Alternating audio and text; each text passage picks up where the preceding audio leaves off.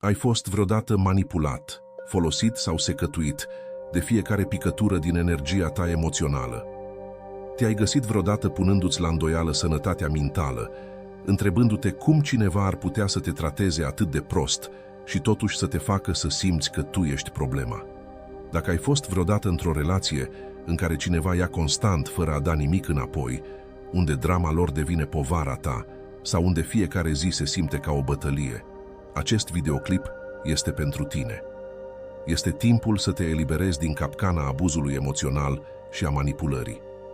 Îți voi arăta 13 moduri ingenioase de a face față persoanelor toxice, folosind înțelepciunea eternă a stoicismului, tehnici care sunt vechi de mii de ani, dar sunt mai relevante ca niciodată în lumea de azi. Să pătrundem adânc în inima manipulării, a controlului și a războiului emoțional și să te înarmăm cu instrumentele necesare pentru a-ți proteja liniștea și pentru a-ți recăpăta viața. Relațiile de azi, fie că sunt romantice, de familie sau chiar prietenii, pot fi incredibil de toxice. Trăim într-o lume în care oamenii sunt condiționați să-i manipuleze pe alții pentru a obține ceea ce își doresc. Persoanele toxice te vor seca de energie, lăsându-te epuizat, fără putere și punându-ți la îndoială valoarea de sine. Dar iată adevărul, ele nu te controlează. Ai puterea să te ridici deasupra tacticilor lor și să-ți iei controlul asupra stării tale emoționale. Asta au înțeles atât de bine stoicii. Controlează ceea ce poți și lasă restul deoparte. În acest videoclip vom descoperi 13 strategii puternice, bazate pe filosofia stoică, care te vor ajuta să gestionezi persoanele toxice ca un adevărat războinic. Nu vorbim despre a accepta pasiv abuzul, ci despre a lua măsuri îndrăznețe și decisive pentru a te proteja, pentru a-ți revendica liniștea și pentru a deveni imun emoțional. Nu uita, dacă simți că aceste principii rezonează cu tine, abonează-te, apasă clopoțelul și lasă un comentariu cu mesajul "Am renăscut". Acesta va fi începutul tău, iar împreună vom face ca schimbarea să se întâmple. 1. Identifică comportamentul toxic. Să începem cu ceva ce ar trebui să fie evident, dar de multe ori nu este: identificarea comportamentului toxic. Gândește-te bine. Ai fost vreodată într-o situație în care cineva te face să simți că nimic din ceea ce faci nu este suficient de bun? Fie că este vorba de un prieten, partener sau membru al familiei, acea persoană critică fiecare lucru mic, îți pune la îndoială deciziile și cumva este mereu victima. Te trezești că îți ceri scuze, chiar dacă nu ai greșit cu nimic. Sună cunoscut? Aceasta este manipulare de bază și este un comportament toxic clasic. Persoanele toxice sunt ca niște paraziți emoționali. Te secătuiesc de energie, dar o fac atât de subtil încât nu realizezi până când ești complet epuizat. Sunt experți în atacuri subtile, în comentarii mici, aparent nevinovate, care îți subminează încrederea și te fac să-ți pui la îndoială valoarea. Poate suna ca "glumeam doar" sau "de ce ești atât de sensibil?", dar nu te lăsa păcălit de cuvintele lor. Aceasta este manipulare emoțională la cel mai înalt nivel. Persoanele toxice iubesc să joace rolul de victimă. Întorc fiecare situație împotriva ta și te fac să te simți vinovat pentru că îți aperi propriile drepturi. De câte ori ai auzit "nu pot să cred că mi-ai făcut asta" sau "după tot ce am făcut pentru tine, mă tratezi așa"? Aceasta este manipulare, menită să te facă să îți pui la îndoială instinctele și să îți slăbească apărarea. Primul pas în a te elibera este să recunoști aceste comportamente pentru ceea ce sunt: abuz emoțional. Nu este doar o zi proastă sau o neînțelegere. Este o încercare deliberată de a te controla și manipula. Odată ce vezi masca pe care o poartă, poți începe să iei măsuri pentru a te proteja. Și iată o regulă de aur pe care să o ții minte. Dacă trebuie să justifici constant comportamentul cuiva, atât pentru ceilalți cât și pentru tine însuți, acesta este un semn de alarmă.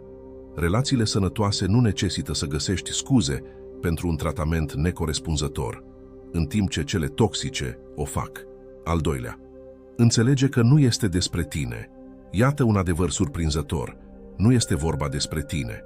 Comportamentul persoanelor toxice nu are legătură cu tine, ci întotdeauna cu ele însele. Știu că sună simplu, dar gândește-te bine. De câte ori ai luat cuvintele lor în serios, punându-ți la îndoială propriile gânduri și comportamente? Ei te fac să simți că totul este vina ta, dar de fapt nu este. Comportamentul lor toxic este o reflecție a propriei lor neliniști interioare, a nesiguranțelor și a incapacității de a-și asuma responsabilitatea pentru propriile acțiuni. Ai observat vreodată cum o persoană toxică va reacționa violent sau va exploda atunci când se simte nesigură sau stresată? Poate că a avut o zi proastă la muncă sau este nemulțumită de viața proprie. În loc să își gestioneze propriile probleme, ei proiectează această negativitate asupra ta, făcându-te ținta. Își vor răsuci cuvintele pentru a te face să crezi că tu ești cauza problemelor lor, dar în realitate doar caută pe cineva pe care să dea vina. Aici intervine stoicismul. Stoicii aveau o înțelegere profundă. Nu putem controla ceea ce fac alții, dar putem controla modul în care răspundem la comportamentul lor. Persoanele toxice vor ca tu să reacționezi, vor să-ți declanșeze emoțiile, pentru că așa își mențin controlul asupra ta. Dar, odată ce înțelegi că comportamentul lor nu are legătură cu tine, poți trece peste acest sentiment. Poți renunța la vinovăție, la îndoiala de sine și la nevoia de a-i repara, pentru că, iată adevărul, nu poți să-i repari. Poți doar să te protejezi. Când încearcă să te tragă în haosul lor emoțional, amintește-ți, nu este despre mine. Tu nu ești terapeutul lor, sacul lor de box emoțional sau țapul lor ispășitor. Problemele lor sunt responsabilitatea lor, nu a ta.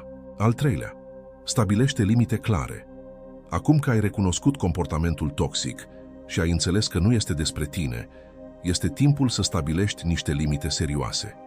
Și când spun limite, nu mă refer la linii vagi trasate pe nisip, ci la reguli ferme și de nenegociat care să-ți protejeze pacea și bunăstarea. Pentru că, iată un lucru important, persoanele toxice urăsc limitele. De ce? Pentru că limitele le reduc puterea asupra ta. Permitem să îți spun un mic secret. Motivul pentru care oamenii toxici continuă să îți încalce limitele este că te testează. Vor să vadă cât de mult pot obține de la tine.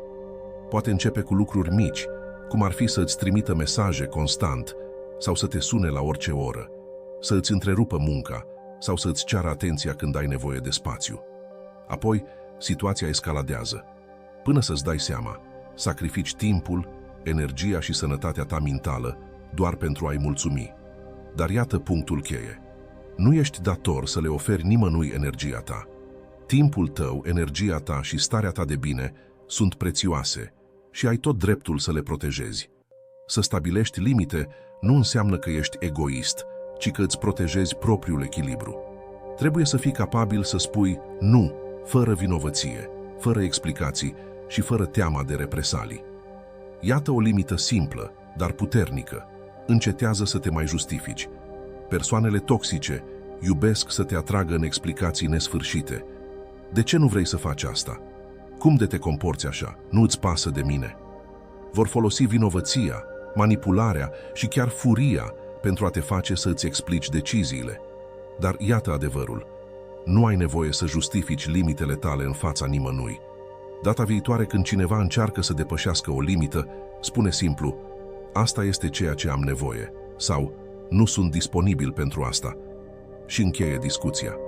Cu cât îți menții mai ferm limitele, cu atât vor înțelege că nu pot să te manipuleze, iar în cele din urmă, fie își vor ajusta comportamentul, fie vor căuta pe altcineva care să le tolereze comportamentul toxic.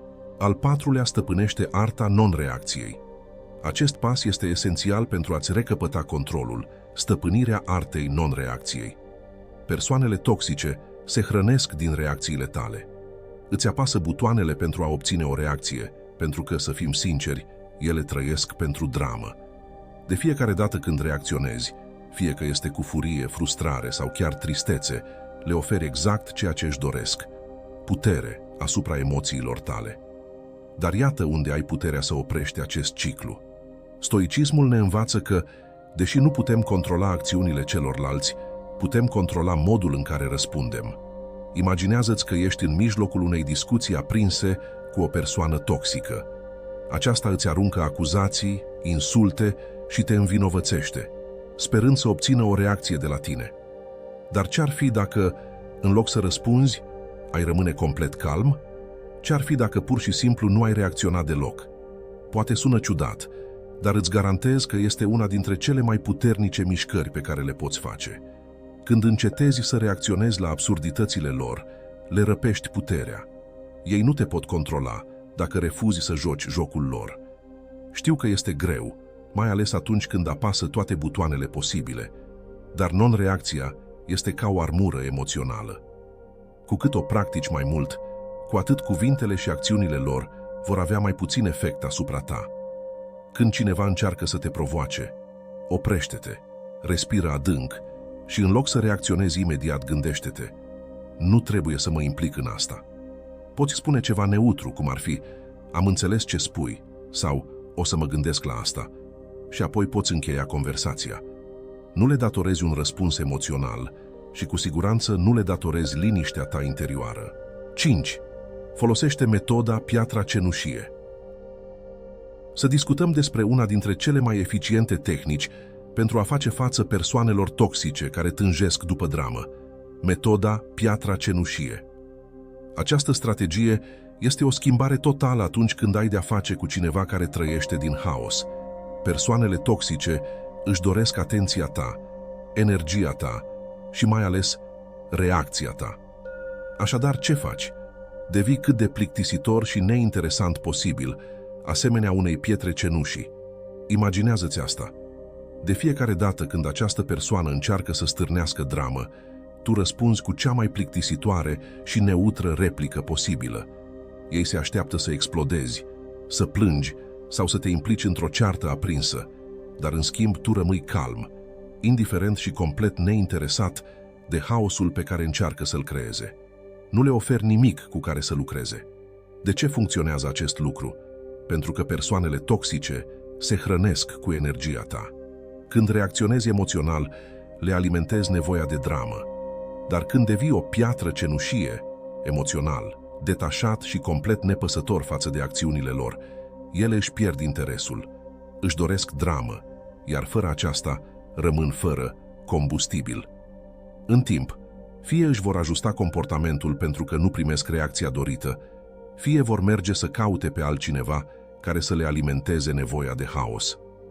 Trebuie să înțelegi că această metodă nu înseamnă să fii pasiv sau să le permiți să te calce în picioare. Este despre a-ți proteja liniștea, refuzând să te implici în jocul lor. Nu le oferi acces la emoțiile tale, iar acesta este cel mai puternic mod de a deține controlul. Încearcă această metodă data viitoare când cineva încearcă să te atragă într-o dramă toxică. Vei fi surprins de cât de rapid se schimbă dinamica atunci când devii complet imun la provocările lor. 6. Tehnica discului stricat. Persoanele toxice sunt persistente. Nu acceptă nu ca răspuns și vor continua să te preseze până când cedezi. Sună familiar? Ai avut vreodată pe cineva care încearcă să te manipuleze sau să te facă să te simți vinovat pentru a face ceva ce clar nu vrei să faci? Poate este un prieten care se așteaptă mereu să fii disponibil pentru el sau un partener care îți cere lucruri pe care deja le-ai refuzat. Acești oameni sunt ca niște buldozere. Continuă să te preseze până când cedezi.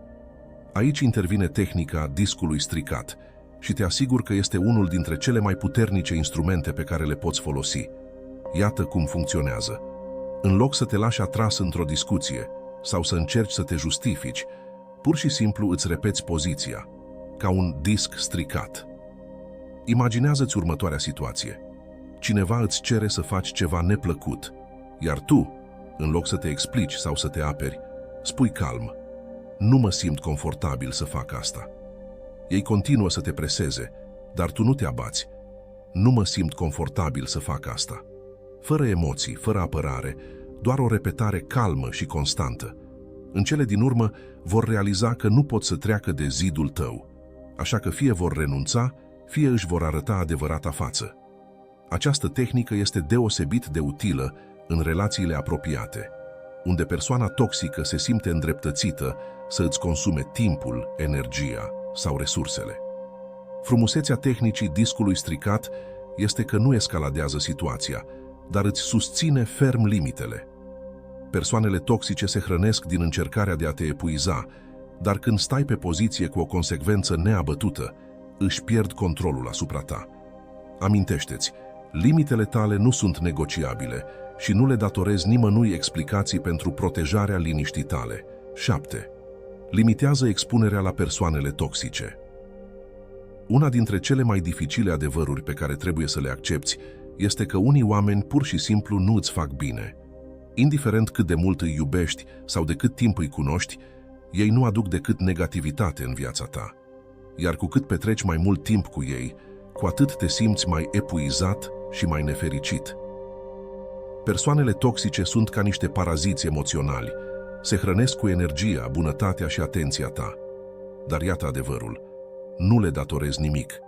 Nici timpul tău, nici energia ta emoțională și cu atât mai puțin sănătatea ta mentală. Uneori, cel mai puternic lucru pe care îl poți face este să-ți limitezi expunerea la persoanele toxice.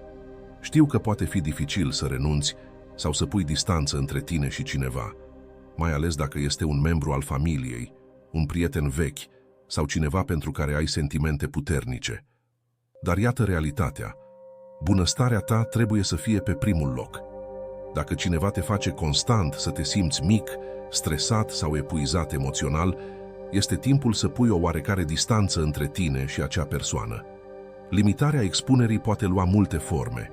Poate însemna să te vezi mai rar cu acea persoană, să păstrezi conversațiile scurte sau să eviți subiectele sensibile care declanșează comportamente toxice. Dacă este un coleg de muncă, ar putea însemna să limitezi interacțiunile doar la chestiuni strict profesionale. Dacă este un membru al familiei, ar putea însemna stabilirea unor limite stricte despre când și cum comunici cu el. Poți fi politicos și respectuos, în timp ce îți protejezi energia. Sănătatea ta mentală este de neprețuit și persoanele toxice nu au dreptul să ți-o afecteze. 8. Construiește-ți un sistem de sprijin. Una dintre cele mai insidioase tactici folosite de persoanele toxice este să te izoleze de ceilalți. Vor face acest lucru subtil sau, uneori, deloc subtil, încercând să îți submineze celelalte relații și să te facă să simți că doar pe ei te poți baza.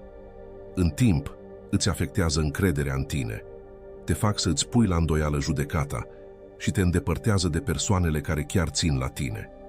Aceasta este o metodă prin care obțin controlul, hrănindu-se cu dependența ta și menținându-te prins în pânza lor toxică. Dar iată un adevăr puternic. Nu trebuie să faci asta singur. Construirea unui sistem de sprijin solid este una dintre cele mai eficiente modalități de a contracara influența persoanelor toxice. Înconjoară-te de oameni care chiar țin la bunăstarea ta, care îți susțin dezvoltarea și îți respectă limitele. Fie că este vorba de familie, prieteni sau o comunitate de persoane cu interese similare, un cerc de sprijin te poate ajuta enorm în gestionarea relațiilor toxice. Când ai alături oameni care te ridică, devine mult mai greu pentru persoanele toxice să te doboare. Sistemul tău de sprijin ar trebui să fie format din oameni care te încurajează să fii cea mai bună versiune a ta, care te provoacă să crești, dar într-un mod care să te inspire, nu să te secătuiască de energie. Aceștia sunt prietenii care îți atrag atenția când greșești, dar o fac cu bunătate, nu cu judecată. Ei sunt cei care îți respectă limitele, îți susțin deciziile și nu te fac niciodată să te simți vinovat pentru că alegi ceea ce este cel mai bine pentru tine. Când ai o rețea de oameni care te iubesc și te respectă, persoanele toxice își pierd controlul asupra ta, deoarece nu mai pot să te izoleze. Amintește-ți că, cu cât sistemul tău de sprijin este mai puternic, cu atât puterea persoanei toxice asupra vieții tale este mai slabă. Găsește-ți oamenii, bazează-te pe ei și lasă-le energia pozitivă să îți întărească propria forță interioară. 9. Prioritizează îngrijirea de sine. Persoanele toxice sunt epuizante, fie că e vorba de manipulare emoțională, critici constante sau negativitate neîncetată. Acestea au capacitatea de a-ți consuma toată energia. De aceea, îngrijirea de sine nu este un lux, este o necesitate. Gândește-te la îngrijirea de sine ca la o armură emoțională care te protejează de efectele corozive ale relațiilor toxice. Fără aceasta, ești vulnerabil la epuizare, resentimente și extenuare emoțională. Ce înseamnă cu adevărat îngrijirea de sine când ai de-a face cu persoane toxice? Nu este vorba doar despre băi relaxante și zile la spa, deși și acestea pot fi utile. Îngrijirea de sine înseamnă să iei decizii care îți protejează bunăstarea emoțională, mentală și fizică. Este despre a ști când să spui nu, fără să te simți vinovat. Este despre a crea spațiu pentru tine, ca să te reîncarci, să reflectezi și să-ți recalibrezi viața. Cel mai important, îngrijirea de sine înseamnă să recunoști că nevoile tale sunt la fel de importante, dacă nu chiar mai importante, decât ale celorlalți. Adevărul dureros este că persoanele toxice nu vor pune niciodată pe primul loc nevoile tale. Vor aștepta mereu ca tu să le pui pe ale lor înainte, să îți sacrifici timpul, energia și bunăstarea pentru binele lor. Dar iată esențialul, nu trebuie să faci asta. Ai dreptul să te pui pe primul loc, să ai grijă de sănătatea ta mentală și să refuzi să lași negativitatea lor să te afecteze. Acest lucru poate însemna să iei pauze de la interacțiunile sociale, să practici mindfulness sau meditație, sau să te implici în activități care îți aduc bucurie și împlinire. Îngrijirea de sine mai înseamnă și să recunoști când ai ajuns la limită. Dacă o persoană toxică te împinge spre epuizare, este în regulă să faci un pas înapoi, să creezi spațiu și să te concentrezi pe propria vindecare. Stoicismul ne învață importanța menținerii păcii interioare, iar îngrijirea de sine este fundația acestei păci. Când îți prioritizezi bunăstarea, persoanele toxice își pierd capacitatea de a te controla, pentru că nu mai depinzi de aprobarea sau validarea lor. A 10-a recunoaște că nu poți să-i schimbi pe toți. Unul dintre cele mai greu de acceptat adevăruri, atunci când ai de-a face cu persoane toxice, este acesta. Nu poți să-i schimbi. Nu contează cât de mult îi iubești, cât efort depui sau câte nopți nedormite petreci încercând să le înțelegi comportamentul. Nu ești responsabil pentru vindecarea lor. Persoanele toxice sunt adesea blocate în tipare de manipulare, aruncarea vinei și control, pentru că aceste comportamente le servesc propriilor nevoi. Fie că este vorba de validare emoțională, putere sau pur și simplu o dorință de control asupra altora. Cu cât încerci mai mult să-i repari, cu atât te vei simți mai prins în capcana lor. Ai încercat vreodată să ajuți pe cineva doar pentru a descoperi că eforturile tale trec neobservate sau neapreciate? Poate că ai fost într-o relație în care partenerul te-a făcut să simți că oricât ai încerca, niciodată nu faci suficient. Acesta este modul în care persoanele toxice te prind într-un ciclu de vinovăție și obligație. Încerci constant să-i repari, dar ei nu se schimbă, pentru că, în adâncul lor, nu doresc să se schimbe. Aici este un moment de trezire. Nu ești salvatorul lor. Nu poți să salvezi pe cineva care nu vrea să fie salvat. Stoicismul ne învață importanța de a ne concentra pe ceea ce putem controla, iar tu nu poți controla alți oameni. Singura persoană asupra căreia ai control este asupra ta însuți. Când încetezi să încerci să-i schimbi pe ceilalți și începi să te concentrezi pe stabilirea propriilor limite și pe controlul reacțiilor tale, vei descoperi libertatea. Îți vei recăpăta energia pe care o iroseai pe cineva care nu apreciază eforturile tale. Momentul în care realizezi că nu ești responsabil să repari persoanele toxice este momentul în care te eliberezi de manipularea lor. Nu este treaba ta să repari persoane care nu doresc să se schimbe. Meriți relații în care ești valorat și respectat, nu relații în care munca ta emoțională trece neobservată și nerecompensată. 11. Folosește reîncadrarea cognitivă. Aici intervine schimbarea mentală reală, reîncadrarea cognitivă. Persoanele toxice au o abilitate deosebită de a te face să te simți ca și cum tu ai fi răufăcătorul în povestea lor. Ele răsucesc situațiile, manipulează faptele și fac totul să pară ca fiind greșeala ta. Dar iată adevărul, nu este despre tine, ci despre ele. Stoicismul ne învață că nu putem controla comportamentul celorlalți, dar putem controla modul în care percepem lumea. Aici devine puternică reîncadrarea cognitivă. Să presupunem că te afli într-o ceartă cu cineva care te critică constant. În loc să iei cuvintele sale drept adevăr absolut, poți reîncadra situația. Critica lor nu este o reflecție a valorii tale, ci a insecurităților lor. Prin schimbarea perspectivei, le iei puterea de a te răni, începând să vezi comportamentul lor toxic ca o oglindire a propriilor lor frici și nesiguranțe, nu ca o judecată asupra valorii tale. Gândește-te cât de des te fac persoanele toxice să îți pui la îndoială realitatea sau sănătatea mentală. Reîncadrarea cognitivă îți permite să faci un pas înapoi și să spui: stai puțin, asta nu este despre mine, ci despre problemele lor. Când reinterpretezi comportamentul lor ca fiind o reflexie a lor și nu a ta, îți recapeți puterea emoțională. Data viitoare când o persoană toxică încearcă să te provoace, oprește-te înainte de a reacționa. Întreabă-te: este asta cu adevărat despre mine sau este o reflexie a problemelor lor interne? De 9 ori din 10, vei realiza că este vorba despre ei, nu despre tine. Această schimbare mentală este transformatoare. Când încetezi să personalizezi acțiunile lor, vei descoperi că este mult mai ușor să te protejezi emoțional și să rămâi calm în fața dramelor lor. 12. Practică iertarea pentru propria ta liniște. Acesta ar putea suna contradictoriu, dar rămâi cu mine. Iertarea nu înseamnă să-i scuzi pe cei toxici, ci să te eliberezi pe tine.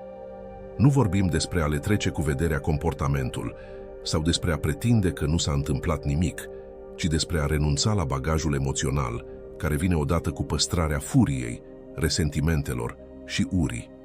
Iată un adevăr dureros. Când ții în tine acea negativitate, te rănești doar pe tine. Gândește-te, în timp ce tu te lași acaparat de furia față de cineva care te-a rănit, acea persoană probabil și-a văzut de viață.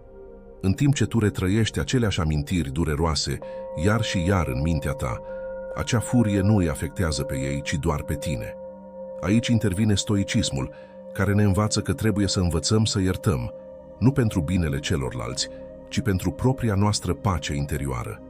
Iertarea nu înseamnă să uiți sau să scuzi comportamentul cuiva, ci să alegi să renunți la controlul pe care acțiunile lor îl au asupra ta. Înseamnă să nu mai permiți ca acțiunile toxice ale altora să îți definească starea de spirit, fericirea sau viața. Iertarea este despre recâștigarea propriei tale puteri. Iată cum poți să o pui în practică. Începe cu lucruri mici. În loc să încerci să ierți imediat pentru o mare trădare, practică iertarea pentru mici neplăceri, un comentariu răutăcios, o atitudine disprețuitoare.